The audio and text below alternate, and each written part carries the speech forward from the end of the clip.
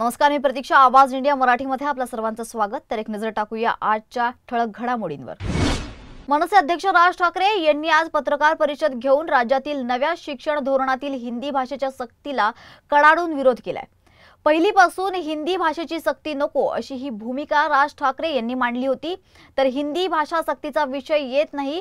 उत्तरेत काही राज्यात ही भाषा वापरली जाते, त्यांना त्यांची स्थानिक बोली भाषा संपवू द्यायची नाहीये. सरकारच्या छुप्या मार्गाने भाषा शिकवण्याला बळी पडू नका, अन्यथा आम्ही हा महाराष्ट्राचा द्रोह समजू.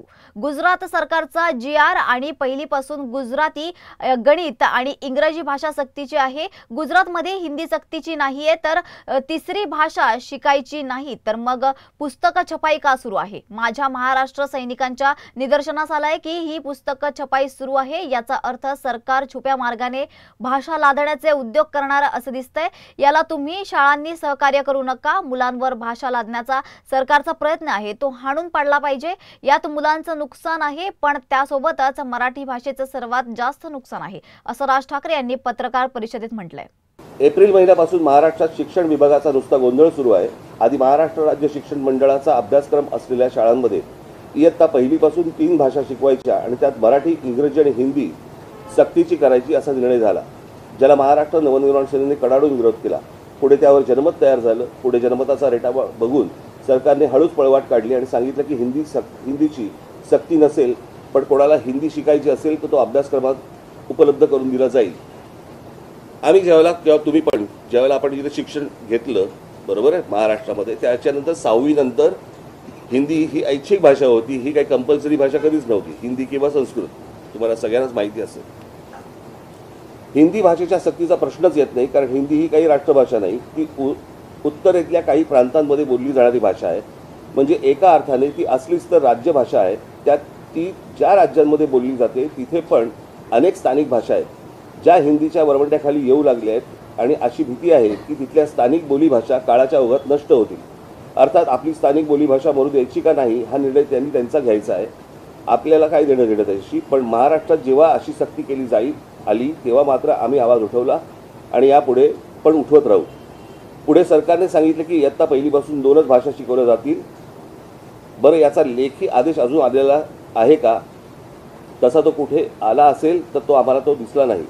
कागदी घोडे नाचवण्यात हुशार असलेलं सरकार हा कागद पण नाचून दाखवेल. मग आमचा प्रश्न आहे की तिसरी भाषा मुलांना शिकायची नाहीये, तर मग पुस्तक छपाई का सुरू आहे? माझ्या महाराष्ट्र सैनिकांच्या निदर्शनास आलं आहे की पुस्तक छपाई सुरू आहे. याचा अर्थ सरकार छुप्या मार्गाने भाषा लादण्याचे उद्योग करणार असं दिसतंय. याला तुम्ही शाळांनी सहकार्य करू नका. मुलांवरती भाषा लादण्याचा सरकारचा प्रयत्न आहे, जो हाणून पाडला पाहिजे. यात एक तर मुलांचं नुकसान आहे, पण मराठी भाषेचं सर्वात जास्त नुकसान आहे. सरकार काय वरून जे सांगतील त्याच्या मागे घरंगळ जायला तयार आहे, पण तुम्ही बळी पडू नका. तशी गरजच नाही. आणि तुम्हाला सरकारकडून जबरदस्ती झाली तर आम्ही आहोत.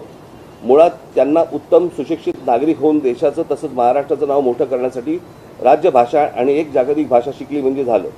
अजून भाषांची आत्ता काय खरं गरज आहे? पण हे चाललंय राजकारण आपण समजून घेतलं पाहिजे. उत्तरेतल्या लोकांना सुसंस्कृत महाराष्ट्र काबीज करायचा आहे आणि त्यासाठीचा सोपा मार्ग म्हणजे थेट आणि आडवळणाने त्यांची भाषा माती मारायची. त्या राजकारणाला तुम्ही बळी पडू नका. राज्यात पहिलीपासून तिसरी भाषा शिकणं हे अनिवार्य करण्यात आलं आहे. यावरून तिसरी भाषा म्हणून हिंदीला प्राधान्य दिलं जाईल अशी भीती अनेकांनी व्यक्त केली होती. मात्र यावर शिक्षण मंत्री दादा भुसे यांनी स्पष्टता दिली आहे. दादा भुसे यांनी सांगितलं आहे की 1ली ते 5वी पर्यंत विद्यार्थ्यांना तिसरी भाषा निवडण्याचा पूर्ण स्वातंत्र्य असेल. ते आपल्या इच्छेनुसार कोणतीही तिसरी भाषा शिकू शकतात. या निर्णयाबाबत राज्य सरकारने स्पष्ट आदेश दिले असल्याचंही त्यांनी यावेळी नमूद केलंय. मराठी शिकवणं सुरू केलं नाही तर शाळांच्या मान्यता देखील रद्द केल्या जातील. गेल्या अनेक वर्षांपासून त्रिभाषा सूत्र वापरलं जात आहे. मराठी ही भाषा होतीच, इंग्रजी आणि तिसरी भाषा आहे. दादा भुसे पुढे म्हणाले की भारतीय भाषेत जी मागणी हिंदी व्यतिरिक्त होईल ती भाषा आम्ही देऊ. विद्यार्थी जी मागणी करतील, पालकांना जे सोयीचं वाटेल ती तिसरी भाषा देऊ.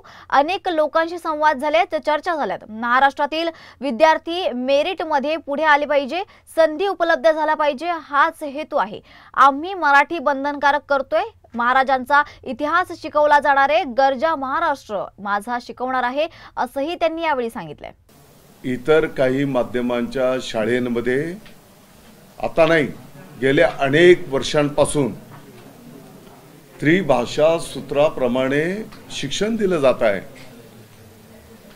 मी आपल्या निदर्शनास आणून दिलं, त्यांची जी भाषा असेल ती भाषा, मराठी आता बंधनकारक आहेच, मराठी आणि इंग्रजी असं अनेक शाळांमध्ये गेल्या अनेक वर्षांच्या पासून शिकवण्याची पद्धत सुरूच आहे।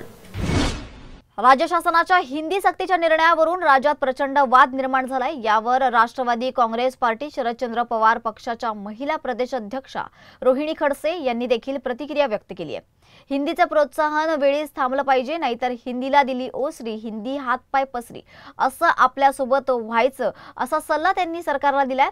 तर लाभले आम्हास भाग्य बोलतो मराठी, त्यात एक ओळ आहे, पाहुणे जरी असंख्य पोचते मराठी, आपल्या घरात हाल सोसते मराठी, ही ओळ कालच्या जीआरला शोभणारी आहे असंही खडसे यांनी यावेळी म्हटलंय। शाळेत हिंदी भाषा शिकवण्याच्या विरोधात राज ठाकरे यांची पत्रकार परिषद पार पडताच मनसैनिक मुंबईत आक्रमक झालेत। भांडूप कांजूरमार्ग परिसरात पुस्तक विक्री करणाऱ्या दुकानांमध्ये जाऊन मनसैनिकांनी हिंदी भाषेची शालेय पुस्तकांची शिक्षणाची पुस्तकं जी आहेत ती फाडून जाळून टाकलीत। शालेय शिक्षणातील हिंदी भाषेची पुस्तकं विक्रीसाठी ही ठेवू नये अशी ताकीद मनसैनिकांनी दुकानदाराला दिली आहे। राज्यात गेल्या काही महिन्यांपासून शिवसेना मनसेची युती होणार असल्याची चर्चा जोर धरते। तर राज ठाकरेंनी साथ दिल्यानंतर आज मुंबईतील माजी नगरसेवकांची बैठक घेतली। माजी नगरसेवकांसोबत आज झालेल्या बैठकीत आगामी महापालिका निवडणुकांसह विविध विषयांवर चर्चा झाली आहे। तसेच मनसेसोबत युती करायची का नाही याबाबत उद्धव ठाकरेंनी विचारणा केली असून युती केली तर फायदाच होईल अशी कबुली नगरसेवकांनी दिल्याचं समजतंय। तर मुंबईत युती संदर्भात अनुकूल वातावरण असल्याचंही माजी नगरसेवकांनी उद्धव ठाकरेंशी बोलताना म्हटलंय। त्यामुळे पुढील काळात राज ठाकरे आणि उद्धव ठाकरे एकत्र येतात का ते पाहावं लागेल। महाराष्ट्राच्या राजकारणात अनेक दिवसांपासून शरद पवार आणि अजित पवार एकत्र येणार असल्याच्या चर्चा सुरू आहेत। मात्र काल शरद पवार यांनी स्वतःच या चर्चांना पूर्णविराम दिलाय। त्यानंतर आज माळेगाव सहकारी कारखाना निवडणुकीसंदर्भात शरद पवारांनी सभासदांशी संवाद साधलाय। त्यानंतर माळेगाव सहकारी कारखाना निवडणुकीच्या पार्श्वभूमीवर अजित पवार यांच्या कार्यकर्त्यांनी शरद पवार यांची भेट घेतली आहे। ही भेट का घेतली, त्यामागे काय उद्देश आहे हे समजू शकलेलं नाहीये। टोकाची भूमिका घेण्याची आपली इच्छा नाही, पण पक्ष चालवताना कार्यकर्त्यांची इच्छा पाहावी लागते असं सूचक विधान शरद पवार यांनी केलंय। तर शरद पवार यांच्या नेतृत्वाखाली बळीराजा सहकार शेतकरी पॅनल माळेगाव सहकारी साखर कारखाना निवडणुकीच्या रिंगणात आहे। त्यांचा सामना अजित पवारांच्या पॅनलशी आहे। अजित पवार यांच्या पत्नी तथा खासदार सुनेत्रा पवार यांनी अजित पवार यांच्या मुख्यमंत्री होण्याच्या इच्छेवर भाष्य केलं। तुम्ही देखील पांडुरंगाची पूजा लवकरच करावी आणि अजित पवार मुख्यमंत्री व्हावेत अशी तुमची इच्छा आहे का, असा प्रश्न केल्यावर या प्रश्नाचे उत्तर देताना आपण नेहमी चांगल्या इच्छा अपेक्षा व्यक्त करत असतो, पण शेवटी काय घ्यायचं आणि काय द्यायचं नाही ते देवाच्या हातात असतं। तेव्हा पांडुरंग नक्कीच सगळ्यांच्या मनोकामना ऐकतील असं सुनेत्रा पवार यांनी म्हटलंय। ऑपरेशन सिंदूरबद्दल पीएम मोदी आणि ट्रम्प यांच्यामध्ये बोलणं झालं। परराष्ट्र सचिव विक्रम मिस्त्री यांनी चर्चेची पुष्टी केली आहे। मोदी आणि ट्रम्प यांच्यात जवळपास 35 मिनिटं चर्चा झाली। पंतप्रधान नरेंद्र मोदी आणि राष्ट्रपती डोनाल्ड ट्रम्प यांच्या G7 शिखर संमेलनादरम्यान बैठक होणार होती, पण राष्ट्रपती ट्रम्प यांना घाई गडबडीत अमेरिकेला निघावं लागलं। त्यामुळे पीएम मोदी आणि ट्रम्प यांची बैठक झाली नाही। त्याचवेळी मोदींनी ट्रम्प यांना भारतात येण्याचं निमंत्रण दिलं। अमेरिकेमार्फत भारत पाकिस्तानमध्ये मध्यस्थता सारख्या विषयांवर चर्चा झाली नाहीये। सैन्य कारवाई थांबवण्यासंबंधी थेट भारत पाकिस्तानमध्ये बोलणं झालं। दोन्ही सैन्यांमधील उपलब्ध चॅनलच्या माध्यमातून बोलणं झालं। पाकिस्तानच्या आग्रहावरून सीजफायरचा निर्णय झाला। पंतप्रधान मोदींनी जोर देऊन सांगितलं की भारताने मध्यस्थता कधी मान्य केली नाहीये, ना करणार आहे। या विषयावर भारतात पूर्णपणे राजकीय एकमत आहे। पालकमंत्री संजय शिरसाट आणि खासदार इम्तियाज जलील यांच्यातील राजकीय वाद आता थेट रस्त्यावर उतरल्याचे चित्र पाहायला मिळते। तर त्यांच्या समर्थकांमध्ये जोरदार हाणामारी झाली असून या घटनेने परिसरात तणाव निर्माण केलाय। या प्रकरणी दोन्ही गटांनी परस्परांविरोधी तक्रार दाखल केल्या असून MIDC सिडको पोलीस ठाण्यात गुन्हे दाखल करण्यात आलेत। ही घटना ब्रिजवाडी रमाई चौक गल्लीत मंगळवारी रात्री 9:30च्या सुमारास घडली।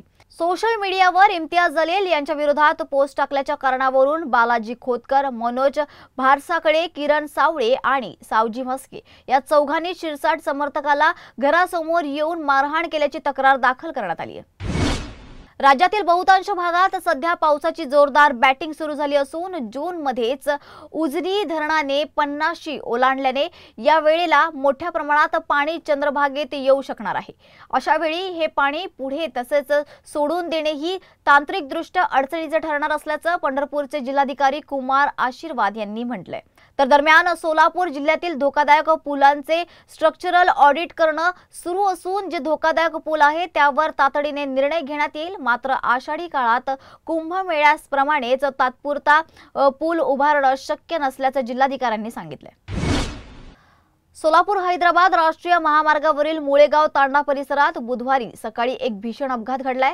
भरधाव वेगात असलेल्या कंटेनरने दुभाजक तोडून विरुद्ध दिशेने येणाऱ्या ऍसिडने भरलेल्या टँकरला जबर धडक दिली आहे। या अपघातात एका वाहन चालकाचा मृत्यू झाला असून एक जण गंभीर जखमी झालाय। कंटेनरने धडक दिलेल्या टँकरमध्ये नायट्रिक ऍसिड भरलेलं होतं। अपघातानंतर टँकरमधून नायट्रिक ऍसिड बाहेर पडलं, यामुळे नागरिकांना श्वास घेण्यास अडचणी येत होत्या। या प्रकरणी सोलापूर तालुका पोलीस स्टेशनमध्ये गुन्हा दाखल करण्यात आला असून पोलीस अधिक तपास करतायत। बुलेट ट्रेनच्या मार्गावर अत्याधुनिक सिग्नल आणि टेलिकम्युनिकेशन सिस्टम बसवण्याचे कंत्राट Dineshchandra R Agrawal, Infracon private limited, Siemens limited आणि सिमेन्स मोबिलिटी GmbH या कंपन्यांना देण्यात आले। तर त्यामुळे आता लवकरच सिग्नल यंत्रणेच्या कामाला सुरुवात होणार आहे। बुलेट ट्रेनची चाचणी जपानमध्ये सुरू झाली असून जपान भारताला E5 आणि E3 सीरीजमधील 2 शिंकानसेन ट्रेन सेट भेट देणार आहे। तर सेट 2026 सुरुवातीला भारतात पोहोचण्याची शक्यता आहे। या गाड्या 320 किलोमीटर प्रति तास वेगाने धावणार आहेत। बुलेट ट्रेन ही मुंबई अहमदाबाद या शहरांदरम्यान धावणार आहे। ही ट्रेन ठाणे, विरार, बोईसर, वापी, सुरत आणि बडोदरा यासह एकूण 12 स्थानकावर थांबणार आहे। तर या ट्रेनमुळे 7 तासांचा प्रवास फक्त 2 तास 7 मिनिटांपर्यंत कमी होणार आहे। सरकार आता खासगी वाहनांसाठी फास्टॅग आधारित वार्षिक पास जारी करणार असल्याची माहिती गडकरींनी बुधवारी ट्विटरद्वारे दिली आहे। या पासची किंमत 3000 रुपये असेल। येत्या 15 ऑगस्ट पासून ही पास प्रणाली सुरू होईल। या पासमुळे खासगी वाहन मालकांना राष्ट्रीय महामार्गांवर कमी खर्चात आणि त्रासमुक्त प्रवास करता येईल। 3000 रुपयांमध्ये फास्टॅग पास बनवता येईल आणि या पास संदर्भात वाहन मालकांना एका वर्षात जास्तीत जास्त 200 वेळा टोल मधून जाता येईल।